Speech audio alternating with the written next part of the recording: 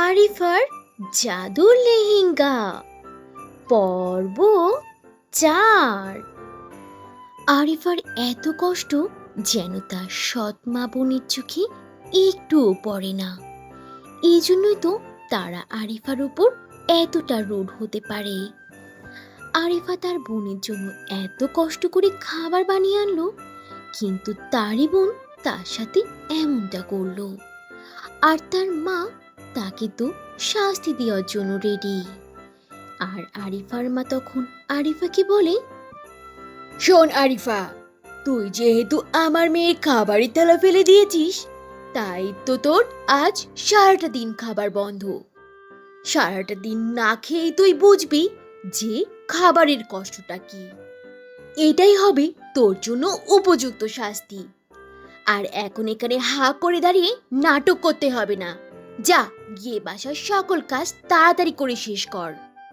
ছোট্ট আরিফা অনেক চেষ্টা করেও তার আম্মুকে সত্যটা না বোঝাতে পেরে সেখান থেকে কান্না করতে করতে চলে যায়।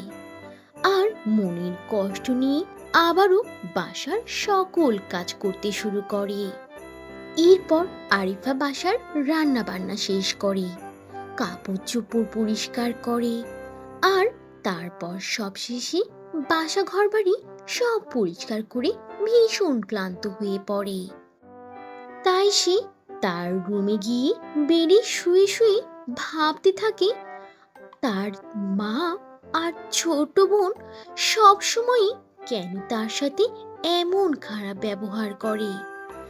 এইসব ভাবতে ভাবতে কান্না চোখে একটা সময় আরিফা ঘুমিয়ে পড়ে। বেশ কিছুটা সময় পর আরিফা ও শরীফার বাবা মতি মিয়া ব্যবসার কাজ শেষে বাসায় ফিরে আসে। আর তিনি ঘরে ঢুকেই তার আদরের দুই মেয়ে আরিফা ও শরীফাকে ডাকতে শুরু করে। মা আরিফা, শরীফা, কোথায় তোমরা? এদিকে আসো মামুনি। দেখো, আমি তোমাদের জন্য বাইরে থেকে কি এনেছি। জলদি আসো মামুনি, কোথায় তোমরা? জলদি আসো। বাবার ডাক শুনে শরীফা দৌড়তে দৌড়তে বাবার কাছে চলে আসে আর বলে, বাবা, আমার জন্য কি এনেছো তুমি? কই দেখি দেখি, আমার হাতে দাও, দাও না, দেখি তো কি এনেছো। এত সকল কষ্টের মাঝেও আরিফার জন্য এই বাবাই ছিল একমাত্র শান্তির জায়গা।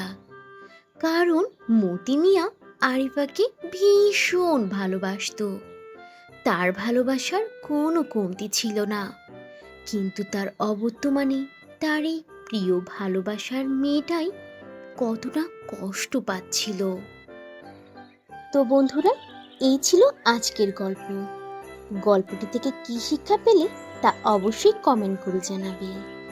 আর ভালো লেগে থাকলে একটা লাইক করে দেবে। আর এখনো যদি চ্যানেলটি সাবস্ক্রাইব না করে থাকো, তাহলে এখনই লাল রঙের বাটনটি চেপে চ্যানেলটিকে সাবস্ক্রাইব করে দাও। আর অল দি নোটিফিকেশন প্রেস করে রাখো। তাহলে বন্ধুরা, আজ এখানেই শেষ করছি। আবার দেখা হবে নতুন কোনো ভিডিওতে, নতুন কোনো গল্প নিয়ে। সে পর্যন্ত তোমরা সবাই ভালো থাকবে আর নিজেদের প্রতি খেয়াল রাখবে। আল্লাহ হাফিজ।